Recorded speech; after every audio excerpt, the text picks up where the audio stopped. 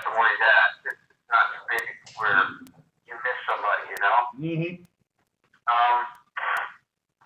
It's really been so far it's been a lot of fun. I mean, it's got to be good for you to be able to recharge your batteries a little bit. But I know down the road somewhere that if the opportunity presents itself, you would probably like to go back and be in the Cup or the Xfinity Series again. Yeah, I look at the opportunities to, I made this decision. I looked at it, I had some, decisions to make, which team was I going to go with. So I basically chose the team that had the best foundation, had the best resources, had the best environment, the best opportunity for me to help a young driver or somebody that hasn't won win a race. Kind of build something to be proud of, Mm-hmm. versus go to a team that are underfunded Cup team or underfunded nationwide team and struggle, run 15. I didn't want to do that, so this was. I feel like it was the best opportunity on my plate right now, and and it helps that I know Ben and I like Ben Kennedy a lot. He's a nice kid, has a nice family, and he's got talent. So I feel like our personalities matched up, and it was just kind of a no-brainer right now. Well, Scott, you seem to be a guy that a lot of the younger guys. You've worked with a lot of young guys through your career. One of the guys that comes to my mind, one that I knew very well, was Kelly Byers. And you've worked with these young guys. You seem to be able to develop them well and give them a good foundation. I feel like I am good at that for some reason. A lot of people aren't.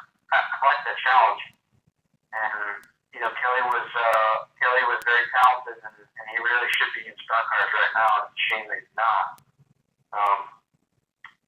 But a lot of people don't want to do that job. A lot of guys want to get like, I want to Kyle Busch or I'm not going to race. Well, that doesn't happen, That's right.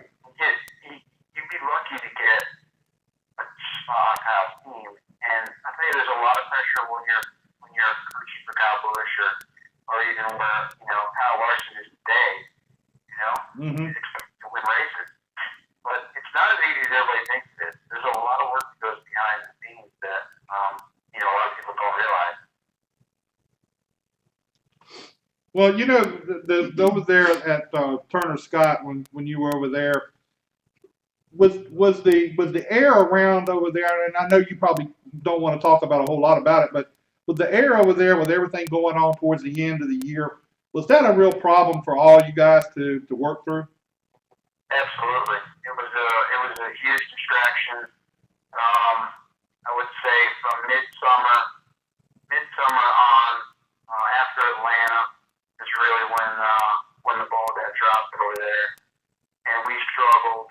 We lost a lot of personnel from cutback. A lot of things had to change for us to make the end of the season. A lot of decisions we had to make and I had to make weren't the same decisions that were made in the early this season. For best performance, some of the decisions had to be made to survive. Right. Yeah. So it was a huge distraction. It really did hurt us about midway, and then once we kind of got used to it and ironed some things out towards the end of the year, we had some really strong runs and kind of finished the year off on a pretty good note. But it was a shame that it had to go down the way it did, but that's the way business is sometimes. Yeah, you've been around a long time, and then there's people came and gone a lot, and sometimes it always, from the outside, it doesn't look as nice as it does. Or I guess I'm saying that backwards. Sometimes you don't really understand the struggles you go through in business, from sponsors coming and going and so forth. Does working with Ben, do you feel like extra pressure because the France family? I mean, I know some people don't really touch on that, but he is, part of the France family. No, not really. I think pretty much go with the mindset if you do all the obvious things correctly and you don't put him or myself in a compromising position with professionally or personally, I think you don't have any problems, right? So, Right. you know, if you make bad choices and screw up, you're gonna have an issue. But it never really comes to mind that I need to worry about it. Other than I treat them like that's what I would treat, Kyle Larson or Allgaier or Jason Leffler or any of my other drivers. They are my guy right now. So I gotta make sure that, the safety stuff is done right and, they're 100% and the team's 100% and you had Jason Leffler and you had Kyle Larson, and I know it's probably unfair for me to ask this question in a way, but when you look at the talent level between the two guys, and they both basically came from the same type of thing, who would you say had the most talent out of that? And I think I know what your answer is going to be, but I mean, Jason Leffler was a good talent. He just didn't have the right situation around him. Yeah, that's a tough. They were two completely different personalities. Jason, when I had Jason that first year together, 2009, we had 16 top five and 12 second place finishes, and we just couldn't win a race. Mm-hmm. We finished second to Kyle Busch and Carl Edwards. Finished fourth in the points to Kyle Busch, Carl Edwards, and Brad Keselowski, and Jason Leffler. We finished fourth in points to those three superstars, right? Right. I mean, that's a pretty big. That's a big thing. That was pretty good, successful year for us. But for some reason, we couldn't close the deal. We were leading races and finished second to these guys every week, but we just could not win a race. And I don't know why that is. Looking back today, I don't know why. We should have won 4 races. And Kyle Larson, man, the kid just knows how to win. I don't know what it is. If you give him good stuff and you make the right changes and adjustments throughout the race, because he's not really good at helping you with the car. He just drives it. So once you get to know him and you make the right choices, you have some cars, some pit stops, you can win some races. I don't know if he's ever going to be like Kyle Busch in a nationwide car or a cup car. Just because Kyle Busch is so in tune to what he needs setup wise and he can really help you get to where you need to be. I think Larson's getting better at that. If he ever gets to where some of those other guys are, look out. Yeah, compare the two of them, I don't know. Larson was very disciplined with his driving style. You didn't really have to tell him a whole lot to do. Leffler, I used to have to tell him a lot to stop overdriving it and back up a little bit. But as far as there was nobody that I ever looked at that didn't have more desire than Jason Leffler. He was one of those guys that had a lot of desire. There's no doubt about that. Yeah. He wanted to succeed. Ridiculous. Yeah, he wanted it bad. Yeah, I had the pleasure of meeting him a few times, and he was really, you could tell he had that in his mind that he wanted to do well. Mm-hmm. And everybody liked him. Much pressure. Yeah. Well, Scott, we appreciate the time you gave us tonight. We're going to let you get back to your time at home and being rested. I know you got some stuff to get ready for Martinsville, and hope everything works out good at Martinsville. And I'll see you at Martinsville. I'm gonna come by and talk to you when I get there. All right, we'll talk to you then. Thank you. All right, we appreciate your time tonight, Scott. Thank you. You gotta have a good night. You too. Thank you. Bye. I don't know what's going on. I think we've lost internet a couple of times. Yeah, I think it looks like that's what it is because it pops off of here too. But this guy here, he doesn't get I don't think he gets the credit he should. I would agree with that. Because I knew him when he was working at JTG, and he had Kelly Byers over there. He was working with Kelly Byers. He worked with John Wood for a little while, but that's another story. But he went to work with. Where's Kelly at now? Kelly is a crew chief on a late model car out in Wisconsin. Oh, really? Now, he's come down a couple times and run a couple nationwide races. some teams have asked him to come and do it. I think he did 1 or 2 last year. But he's never, since he left out, he's never been able to get a good ride since then. And it's really a shame because I think he has good talent. I think he just needs to be in Did he have a deal with Junior Motorsports? He raced a few races with Junior Motorsports. Is Kelly the one that married the model? No, Who am I that's Eric thinking? Darnell. No. It was Kelly something or. No. I'll think about it. I'll think of it in a minute. It's not Kelly Byers because Kelly Byers is not married. Mm. And I've talked to him a couple times last year. I haven't talked to him this year, but I talked to him a couple times last year. And he would be interested to have on here too because he's now in a crew chief mode. And it's really weird to think that he's a crew chief. You know. Oh, really? It's really hard for me to. And if you've ever seen Kelly, he stands about this tall. And He's a little guy. He's a little guy. I mean, now he's a crew chief. I told him last year when I think we saw him at Richmond last year. Call from. Morehouse. Hey, what you doing? Man, we're fighting through some technical difficulties tonight. It seems like it's been like a Monday. Why? This week we've lost internet a few times. It seems like. But we got internet now for you, so we have to have you on here.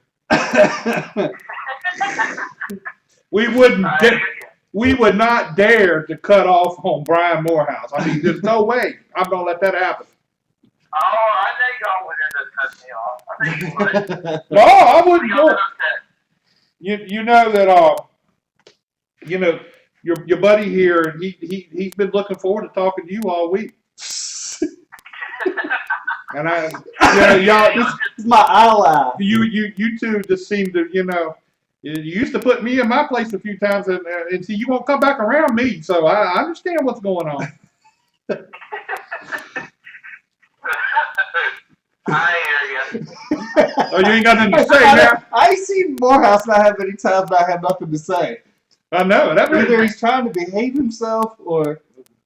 Well, you got to act professional since you're a guest on this time. Right.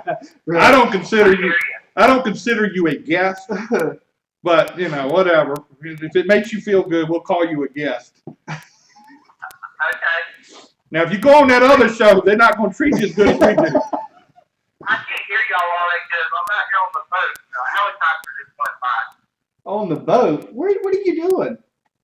I'm trying to celebrate St. Patrick's Day. Out here on the water. Hey.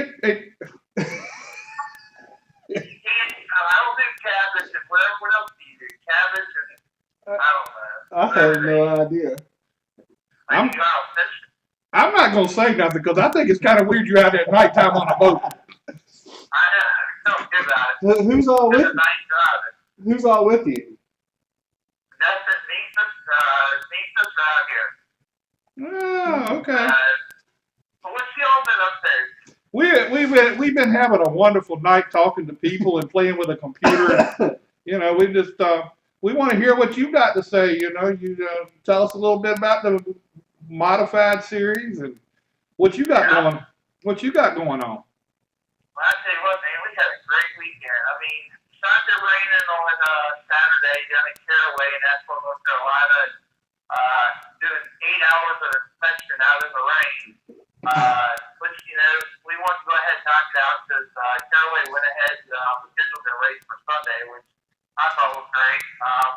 While we were down there, go ahead and knocked it out. And had a good race, a good crowd, and matter of fact, we had 20 cars. One car fell out due to an accident. But 1 through 19, there was 9/10 of a second splitting the whole field. That's awesome. Yeah, it was really good. It was good racing, man.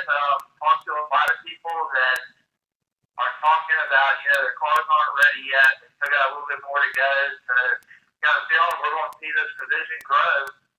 And hopefully we'll have a big turnout here in the next couple of weeks once everybody has their cars ready. But right now we're having 20 cars. That's still pretty good. Yeah. Do y'all have a cutoff? Like if y'all have 28 cars, you're gonna say that's enough? Do y'all have a number? Well, what we have is it's like I believe it's like the top 24 naked head-on time, and then you'll end up having two provisionals.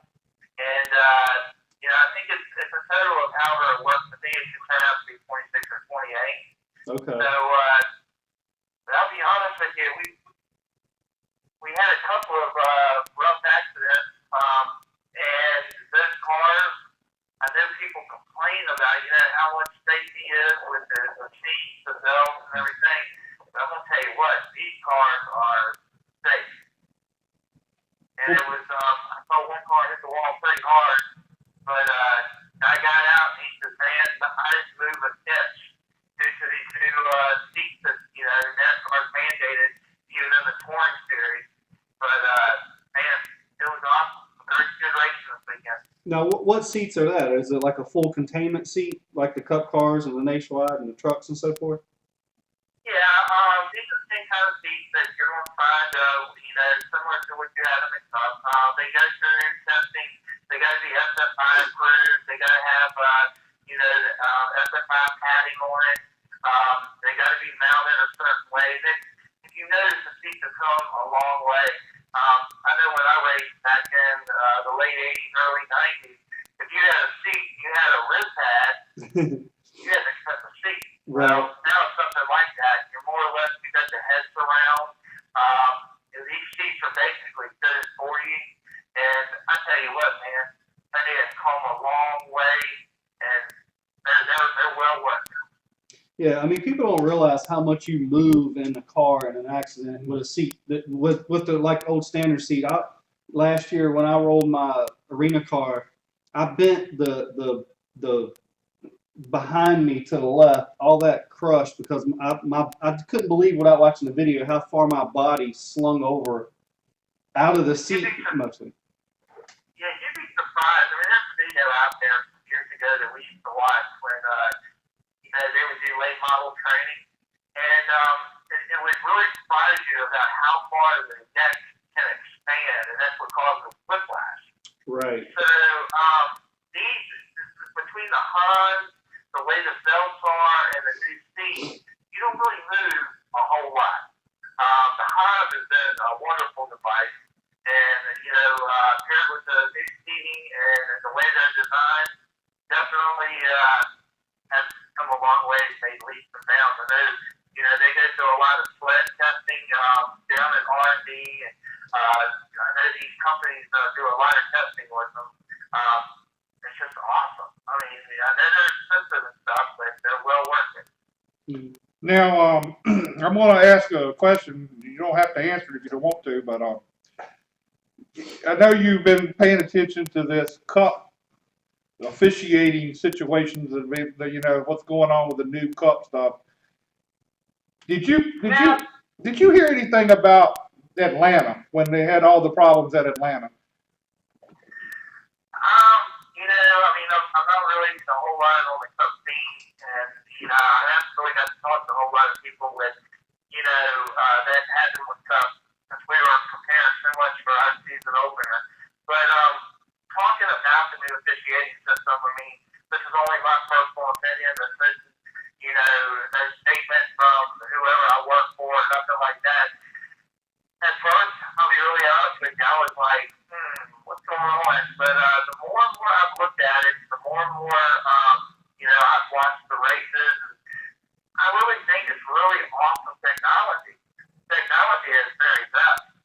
I try to look at things and say, well, I wonder, what they saw right there, but it's really hard for the human eye to see something that's 20 feet, 30 feet away when you got a camera zoomed right in on it. Yeah, I agree.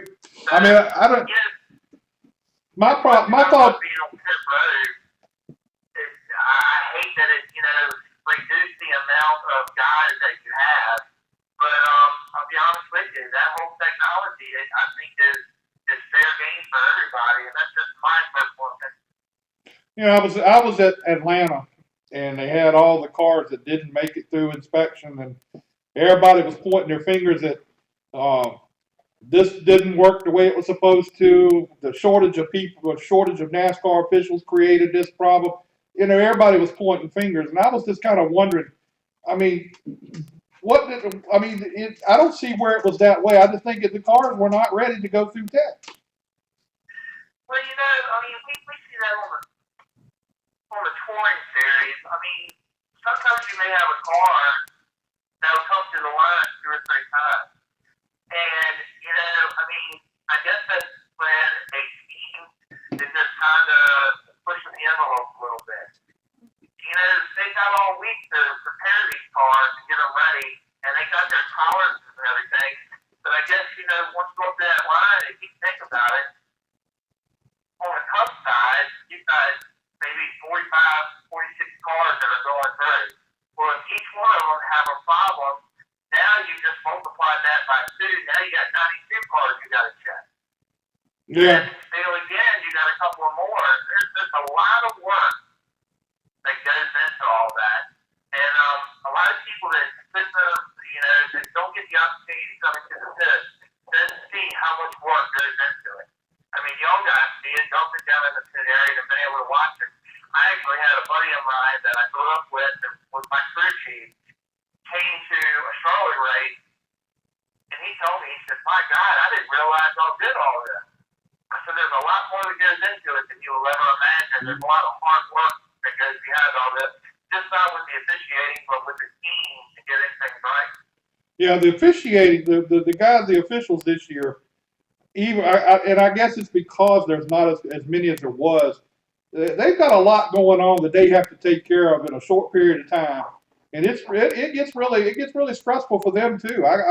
I stood and watched the Tech at Atlanta for hours, and it was unbelievable. It was unbelievable. Now I got a guest coming on next week. I want to know if you know anything about this person, Kim Lopez. Who? Kim Lopez. Oh, Kim Lopez. Yeah, she's coming on the show next week. Let me tell you something. One of the best officials you'll ever talk to right there. Then me and Kim worked together in the truck series. She's a flagman. Worked her way right on up, and she was the first female flagman for the Daytona 500. Right. I've been talking with, I don't know if you know Matt Hubbard, and Yes. I've been talking with him all week. We got her coming on the show next week, and I think it's going to be really interesting to hear her take on how she got started and got through it. Kim is really a good woman. She hard working, worked her way up the ladder. Nothing but respect for her. We worked together in the camping world. She kind of took me under her wing a little bit and really showed me the ropes for camping world and everything. And like I said, man, y'all got one heck of a woman to be talking to right there. She is so glad to have seen her be the chief starter for the Daytona 500 with me. Yeah, I thought that was a big deal too. I really did. And when I talked to her, she was that was a big deal to her. And I know she's got an interesting story about how she got started and coming along. So I can't wait to talk to her. And if I ask her about you, I hope she'll say something nice. Well, I hope she will. Hopefully it makes her mad. Hey, But like I said, she's a great official and really, really great to work with. But I'm telling you, there's right now, so many of these officials, when you're working all 3 series. Yeah. And it's a lot of work into one weekend. I can't say I don't miss a lot of the Cup, but touring series is keeping me busy enough between doing Southern Modifieds and some K&N. I tell you, it's just the other day, I think with the Sunday race, we worked 13 hours and then I had to jump in the car and drive 5.5 hours back to Virginia to be in the office at 7 o'clock next morning. So who won the race? Lots to it. Who won the race down there? Say that again. Who won the race? Aaron Goodall. He is a Northern Modified. He's going to race, of course, the full schedule with the Northern Series, and he's going to race a partial schedule from what I hear. Of course, that's running right on that. Like a couple of races within the Southern Modified. We actually had 4 Northern guys come down to the Southern Modified this weekend. I tell you what, it was a good show. just between, the passing and, we didn't have the midway break or anything like that. And it was definitely a good show. And we got 10 more of them to put on. So looking forward to putting them on. So y'all will be back at Caraway next weekend? We're back at Caraway next weekend. And then the weekend after that, we'll be at South Boston, Virginia. And then we come back to Langley Speedway.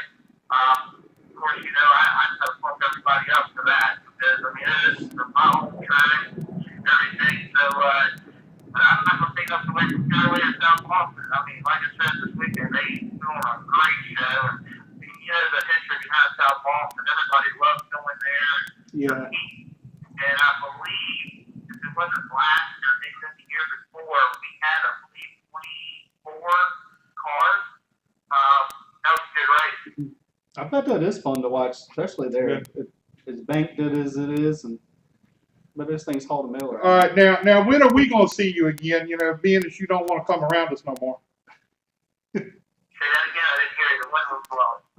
The wind is blowing. Okay, when are we gonna see you again? When y'all gonna see me again? Yeah, you done kind of abandoned us